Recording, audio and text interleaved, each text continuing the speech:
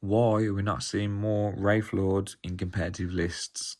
In this series, I'm going to teach you how to use each Aeldari unit more effectively. I think Wraithlords are great, especially for Aeldari. So I don't understand why we're not seeing more in competitive lists. Saying that, I didn't take any Wraithlords in my competitive lists, so maybe I should be taking them as well. So gonna look at the Wraithlord, give it some consideration why we think that it is not in competitive lists at the moment. Although looking at his profile, he probably should be. But I might have some ideas why we're not seeing them currently. So let's look at his profile. So compared to normal Aeldari, we don't have much. We don't really have anything toughness 10 apart from the Wraith Knight. Sorry. So movement 8, toughness 10, which is amazing for Aeldari. Even the Wave Serpents are toughness 9. Saver 2+. 10 wounds, leadership 8, not great, OC 3. Abilities, okay. Again, psychic guidance, you can add 1 to the weapon skill and ballistic skill characteristic if you're within 12 of a psyker. This is good though. Start the battle, you can either choose infantry, monster, mounted, or vehicle keyword, and you're re-rolling a hit of 1 and a re-rolling a wound of 1, which is pretty good, okay, especially if you can tailor it to your opponent.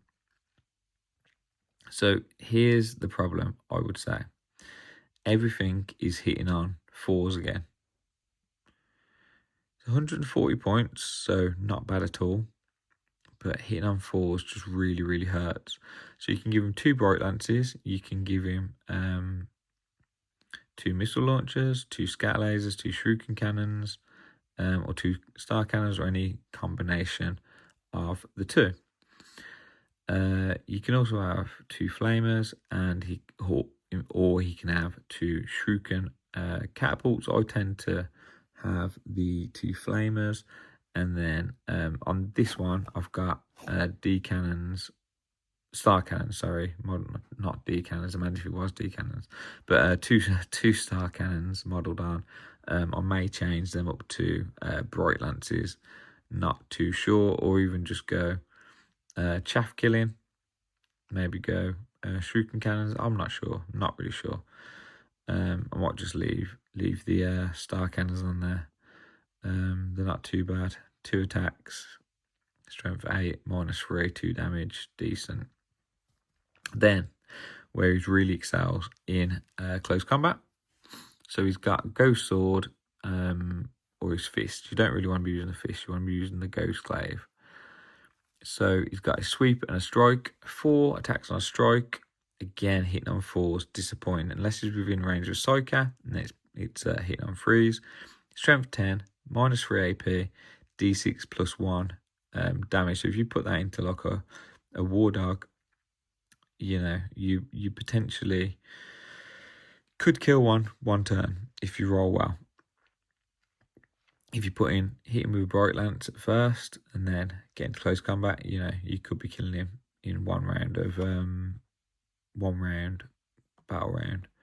The sweep, 8 attacks, hit on 4s again. Strength 7 though still, so for a sweep that's still very good. -2 AP and then 2 damage.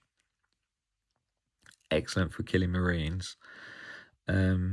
I mean, even the fists are pretty good. Like I say, you're not going to be using the fist, but they're still pretty good. But yeah, close combat's where he wants to be, especially if you go for infantry. You can use that sweep, re-rolling 1s to hit and to wound. If you've got a psyker close, hitting on 3s. So I think the reason that being ran is because hitting on 4s, no one wants to be running psykers to babysit the Wraiths at the moment. On the other hand, 140 points for a model, he could just sit